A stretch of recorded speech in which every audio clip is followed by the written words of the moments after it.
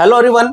Railway ALP नई भर्ती आपकी आ चुकी है। अब पूरे यूट्यूबर आपको ये कोई नहीं बता रहा है कि किस जोन के अंदर कितनी भर्ती है, किस पोस्ट पर क्या मेडिकल होता है, आपकी एज क्या है, एज कब से काउंट होगी, छूट कितनी मिलेगी। इसके साथ ही यहाँ पे देखिए नई भर्ती आ चुकी है। सबसे बड़ा पॉइंट है 4 बड़े बदलाव के साथ में आपकी भर्ती आई है। आपको दोस्तों मैं अच्छे तरीके से समझाऊंगा, अच्छे तरीके से वीडियो को लास्ट तक देखिए, आपको एक एक चीज समझ में आएगी। सीबीटी 1 एग्जाम हमारा कब तक हो सकता है, ब्रेकिंग न्यूज पूरी जानकारी के साथ फुल नोटिफिकेशन को हम रीड करेंगे। नोटिफिकेशन मैंने आपका पढ़ लिया है, हम चलेंगे माइंड मैप फ्लो चार्ट इसके माध्यम, जैसे इस तरीके से हम इसको पढ़ेंगे, ठीक है, इस तरीके से। तो सबसे पहले देखिए वीडियो को लाइक और चैनल को सब्सक्राइब कर लेना, क्योंकि आगे की जो भी जेन्युइन अपडेट है मेरे दोस्त सबसे पहले आपको हमारे इसी चैनल के माध्यम से मिलेगी। सीबीटी 1 का एग्जाम है, सीबीटी 2 एग्जाम होगा, साइको होगा, फाइनल सिलेक्शन होगा, मेडिकल होगा, डॉक्यूमेंट वेरिफिकेशन होगा, सब कुछ जानकारी हम देंगे। अब इस वीडियो के अंदर आपको बता दूंगा आपके फॉर्म भरने से सिलेक्शन तक आपको बता दूंगा कैसे क्या करना। थोड़ा सा फास्ट चलेंगे क्योंकि वीडियो लंबी होने वाली है, 15 तक स्लाइड आपको बताने वाला हूं। सबसे पहले देखिए आरआरबी एलपी 2026-27 वाली भर्ती है, संपूर्ण जानकारी और 2 बड़े बदलाव, 2 बड़े नहीं 4 बड़े बदलाव के साथ में आपकी भर्ती आई है, जो आपको बता दूंगा। आधिकारिक नोटिफिकेशन आपका जारी हो चुका है, विश्लेषण रिक्तियां, नया सिलेबस भी अलग है और सिलेक्शन प्रोसेस की बात करेंगे, कोई अफवाह नहीं, केवल 100% आधिकारिक डेटा आधारित ब्लूप्रिंट आपका क्या कहता है इस भर्ती के ऊपर, जो कि आपका देखिए नोटिफिकेशन जारी हो चुका 21 मार्च, आवेदन शुरू 15 मई को, ठीक है। नोटिफिकेशन 21 मार्च नहीं भी अभी तो जारी हुआ कल ही आपका, ठीक है। तो देखिए लेवल 1, लेवल 2 इनिशियल पे आपका मिलता है 19,000 रुपए, 11,127 पोस्ट है आपकी। कुल रिक्तियां ऑल इंडिया मिलाकर है, सभी जोन को मिलाकर है। 2 बड़े बदलाव है, सिलेबस एंड मेरिट वेटेज को, ये बदलाव, उसके बाद में और भी बदलाव के ऊपर बात करेंगे। सबसे पहले मेरे दोस्त देखिए महत्वपूर्ण तिथियां, महत्वपूर्ण डेट्स की अगर बात की जाए तो वो है आपका मई 2026, 15 मई 2026 आपकी क्या है, अप्लाई, फॉर्म अप्लाई की डेट है। अब फॉर्म अप्लाई कर सकोगे 15 मई से 14 जून तक आपकी फॉर्म की लास्ट डेट है, अंतिम तिथि आपकी 14 जून। इससे पहले ही कम से कम 5-6 दिन वेट करना, उसके बाद में आप फॉर्म डालना, अभी एकदम से मत डाल देना। अब 4-5 दिन वेट कीजिए, आप 20 तारीख के बाद में आप अपना फॉर्म डालना, ठीक है। 17 जून की बात करें तो 17 जून को आपका मॉडिफिकेशन यानी कि जो एडिट, आपको फॉर्म एडिट करने का ऑप्शन मिलेगा, तो फॉर्म एडिट कर सकते हो। और 17 जून से 26 जून तक आपका ये फॉर्म एडिट करने यानी कि मॉडिफिकेशन की विंडो रहेगी। उसके बाद में बात करें तो ये सबसे बड़ा बदलाव मैं कह सकता हूं इस भर्ती के अंदर कर दे। 2026 में क्या बदला है, 2 गेम चेंजिंग नियम बना दिए इन्होंने। वो नियम पहला ये कहता है कि पहले सीबीटी 1 के अंदर जीके जो जीके थी वो शामिल थी, ठीक है, लेकिन अभी सीबीटी 1 के अंदर 2026 का नियम कहते हैं कि जीके हटा दिया गया, अब केवल मैथ आएगी, रीजनिंग आएगी और आपकी साइंस आएगी। ये 3 ही चीजें आने वाली है, जीके इसके अंदर नहीं आएगी। आपको कोई भी इतिहास कुछ भी नहीं पढ़ना पड़ेगा, पॉलिटिकल साइंस वगैरह आपको करंट अफेयर कुछ भी नहीं पढ़ना पड़ेगा। आपको पढ़ना है मैथ, आपको करनी है रीजनिंग, आपको पढ़नी है साइंस। अब दोस्तों ये चीज देखिए, मैं फाइनल मेरिट बनती थी पहले 70% और 30% इस फॉर्मूला से, लेकिन अभी ये है आपका 50-50 कर दिया इसको सीबेट के अंदर, जो आपका, ठीक है, 2 पार्ट ए और बी दोनों के अंदर आपका 50-50 होना बहुत जरूरी है, इसके अंदर बता दिया नोटिफिकेशन के अंदर। अब भाई जो ये 3 चीजें हैं, ये मैथ हुआ, रीजनिंग हुआ, साइंस हुआ, ये आपको कहां तक कहां पढ़ने को मिलेगा, कहां से पढ़ना है, जो स्पेशल इस भर्ती को ही टारगेट कर दे। साइको टेस्ट अब दुगने महत्वपूर्ण है, दुगना यानी कि दुगना महत्वपूर्ण, इसके बराबर का हो गया। तो ये आपको मिलता है अग्रवाल एग्जाम कार्ड की स्पेशल बुक के अंदर। आपकी ये रही मैथ की बुक, ये रही आपकी विज्ञान की बुक, साइंस की बुक, और ये रही आपकी तर्क शक्ति यानी कि रीजनिंग की बुक। अब ये बुक के अंदर आपको 38 टोटल चैप्टर मिलते हैं, 1400 प्लस आपको टीसीएस के प्रीवियस ईयर क्वेश्चन मिलते हैं, ठीक है। Previous year question bank book मिल जाती है, और इसी के साथ में 15 अध्याय के साथ में आपको इसके अंदर 7100 टोटल 7100 प्रीवियस ईयर क्वेश्चंस मिल जाते हैं, विज्ञान की बुक है। उसके साथ में previous year question bank book आपको मिलती है 34 अध्याय के साथ में 1200 प्लस टीसीएस पीवाईक्यूज, ठीक है, पीवाईक्यूज मिलते हैं आपको, ठीक है। तो ये बुक है आपकी, तीनों बुक लेकर अपनी तैयारी को स्ट्रॉन्ग कर सकते हो। लिंक मैं आपको डिस्क्रिप्शन बॉक्स के अंदर दे दूंगा। अग्रवाल एग्जाम कार्ड दोस्तों महत्वपूर्ण बुक है, मेरे पास में खुद में है, मैं आपको यहाँ पे दिखा देता उठा के, वो बिल्कुल नीचे पड़ी है, आपको बुक दिखा सकता हूँ, ये मेरे पास में भी तीनों बुक है, ठीक है।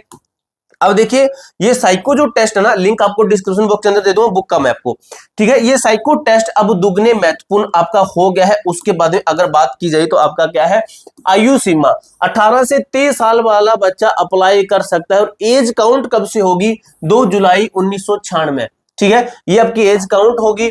उसके बाद में ये यूआर ईडब्ल्यूएस के 18 से 30 साल, ठीक है, ये इतने इससे प्लस वाला ना, ये बता रखा है मतलब यहाँ इतना साल वाला बच्चा अप्लाई कर सकता है, इससे पीछे वाला अप्लाई नहीं कर सकता, ठीक है। इतने से प्लस है तो अप्लाई कर सकते हो आप। उसके बाद में ओबीसी है, 3 वर्ष की छूट, 2 जुलाई 1993 वाले बच्चे अप्लाई कर सकते हैं। उसके बाद में देखिए आपको ये 3 वर्ष की छूट दी गई है, ये 2091 वाले, यहाँ पे 93 है, यहाँ पे 91 है, यहाँ पे 91 है, तो ये बच्चे अप्लाई कर सकते हैं। SC ST के लिए 5 वर्ष की छूट है, SC ST 5 वर्ष की छूट के साथ में ये इसका दिया गया है। ऊपरी आयु सीमा कैटेगरी के अनुसार छूट शामिल है। जन्म इसके बाद नहीं होना चाहिए 1 जुलाई 2008, इसके बाद का जन्म नहीं होना चाहिए, इसके बाद का नहीं होना चाहिए और इससे पहले का नहीं होना चाहिए। इसके बीच वाले कैंडिडेट अप्लाई कर सकते हैं मेरे दोस्त, ठीक है। उसके बाद शैक्षणिक योग्यता आपका क्वालिफिकेशन क्या होनी चाहिए, इनमें से 10th है, ITI के इसके अंदर fitter, electrician, wireman, mechanic, diesel, extra काफी और भी है। 10th एक्ट अप्रेंटिस वाले अप्लाई कर सकते हैं, या 10th है, 3 वर्ष का कोई डिप्लोमा है मैकेनिकल में, इलेक्ट्रिकल में, इलेक्ट्रॉनिक्स में, ऑटोमोबाइल में, या फिर आपको आपके पास में बीटेक है संबंधित इंजीनियरिंग स्ट्रीम के अंदर, ठीक है, तो अप्लाई कर सकते हैं। अब अप्लाई कर सकते हैं, लेकिन ये कंडीशन अगर है तो आप पास हो जाएंगे मेडिकल के अंदर, नहीं तो फेल हो जाएंगे।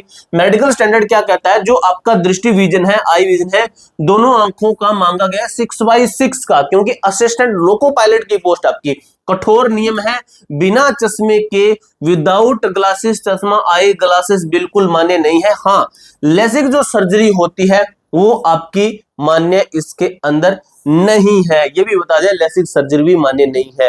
ये चीजें इन्होंने बता दी, कहीं किसी के ऊपर चढ़ा दो ट्रेन आप। फॉर्म भरने से पहले 3 महत्वपूर्ण नियम क्या है, अन्यथा फॉर्म रिजेक्ट हो जाएंगे। पहला नियम कहता है कि आपको सिर्फ एक आरआरबी चुननी है, इससे ज्यादा आरआरबी नहीं चुननी है। एक से ज्यादा आरआरबी बोर्ड से आवेदन करने पर फॉर्म तुरंत रिजेक्ट हो जाएगा, आपका फॉर्म वहीं पे ही रिजेक्ट हो जाएगा।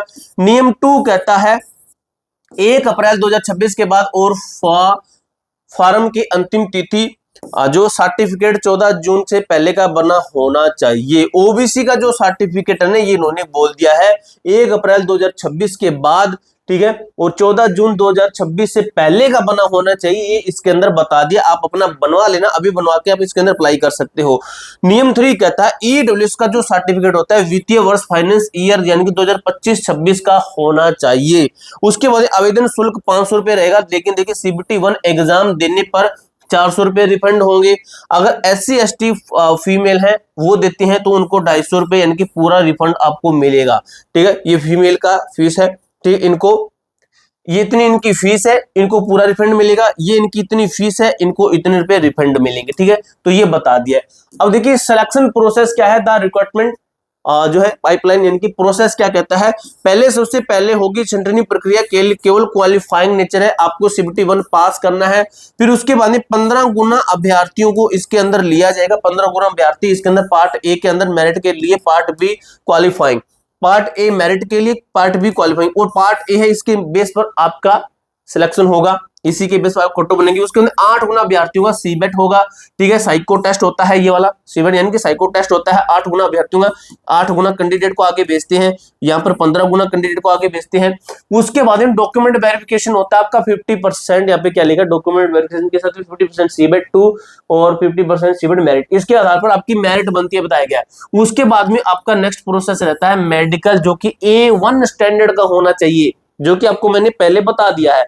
अब दोस्तों स्टेज 1 CBT नया पैटर्न क्या कहता है, 75% होंगे, 60 मिनट दिए जाएंगे, 1% अंक, 1/3 की negative marking, only qualifying nature है, आप इसको पढ़ लेना भाई, ये आपका क्वालिफाइंग नेचर है। ये सब चीजें आप पास कर सकते हो, कहां से, जो आपको मैंने स्टार्टिंग के अंदर बुक दिखाई है उनसे पास कर सकते हो। उसके बारे में बात करें CBT 2 कुल 175 प्रश्न, 2 घंटे 30 मिनट, भाई 2 घंटे 30 मिनट का समय मिलेगा। पार्ट ए मेरिट तय करेगा, 100 प्रश्न आते हैं पार्ट ए के अंदर, 90 मिनट, 1/3 की नेगेटिव मार्किंग के साथ में। पार्ट बी का जो है, पार्ट ए का देख लेते हैं। पार्ट ए का जो सिलेबस कहता है वो है math, reasoning, basic science, engineering, ठीक है। नोट मेरिट इसी के अंकों के आधार पर बनेगी। पार्ट ए, कठोर सभी कैटेगरी के लिए 35% अंक लाना अनिवार्य है। पार्ट बी के अंदर ट्रेड टेस्ट सीटी, ये आपका सीबीटी 2 के अंदर है। सीबीटी 2 के अंदर पार्ट ए होता है, पार्ट बी होता है। इस पार्ट ए पर आपकी मेरिट बनती है और जो आपका ट्रेड टेस्ट होता है ये सिर्फ पास करने का होता है, ठीक है। ट्रेड टेस्ट केवल पास करना होता है। 75%, 60 मिनट 1/3 की नेगेटिव मार्किंग आपकी रहती है। सभी कैटेगरी के लिए 35% अंक लाना अनिवार्य। अगर 35% लाते हो पास है तो ये आपका नहीं देखा जाएगा, फिर आपकी मेरिट बनाने के लिए इसको देखा जाएगा, ठीक है। कोई छूट नहीं होगी। यदि इसमें फेल तो पार्ट ए चेक नहीं होगा, आपकी टोटल इसमें से मेरिट बनती है। तो ये तो आपके है ही, इसके साथ में ये भी आपके होने चाहिए। लगभग मेरिट इसी के बेस पर बनती है। इसके अंदर नॉर्मल अंक ले आओ, कोई दिक्कत नहीं है। देखिए भाई, फाइनल सिलेबस कैसा होगा नया 50-50 का जो 50-50 का नियम क्या कहता है आपको मैंने पहले ही बता दिया है। सीबीटी 2 होता है, पार्ट ए के अंक होंगे 50% और आपका जो है क्या है सीबेट जो का साइको टेस्ट होता है इसके आपके 50% अंक। रणनीति क्या है, पिछली बार यह नियम 70-30 था, यानी कि 70-30 था, 7/3 था, जो अब बदलकर बराबर 50-50 कर दिया गया है। अब आप केवल सीबीटी 2 के भरोसे नहीं रह सकते, सीबेट की अहमियत दुगनी हो गई है, सीबेट को भी आपको समझना पड़ेगा, ठीक है। देखिए आरआरबी अनुसार रिक्तियां कहां आवेदन करें, कहां पर कितने पद है, ये उसके और बात करते हैं। तो सबसे ज्यादा है आपके सिकंदराबाद के अंदर 1420 टोटल पद है आपके, कितने हैं 1420 आपके टोटल पद है। रांची के अंदर 1300 पद है, मुंबई के अंदर 1100 पद है सबसे ज्यादा, और टॉप 3 सबसे कम वाले मुजफ्फरपुर के अंदर सिर्फ 42 है, तिरुवनंतपुरम के अंदर 64 है और पटना के अंदर 103 है। यहाँ पर देखिए अदर मेजर जोन्स लिखे गए हैं। कोलकाता के अंदर 841 है, अजमेर के अंदर 718 है, प्रयागराज के अंदर 610 है, बिलासपुर के अंदर 512 है, ठीक है। प्रो टिप, आप केवल एक आरआरबी चुन सकते हैं, कट ऑफ और रिक्तियों का विश्लेषण करके ही अपना जोन चुनिए, आपका सिलेक्शन 100% होगा। किस जोन के अंदर अप्लाई करना है ये वीडियो आपको मैं नेक्स्ट वीडियो के अंदर आपको बता दूंगा, किसके अंदर अप्लाई करना है और कैसे क्या कुछ करना है। पूरी जानकारी इसी तरीके से क्लियर कर दी है। कोई डाउट कोई क्वेरी हो कमेंट बॉक्स में पूछ सकते हो। मिलते हैं दोस्तों नेक्स्ट वीडियो के अंदर, तब तक के लिए जय हिंद जय भारत।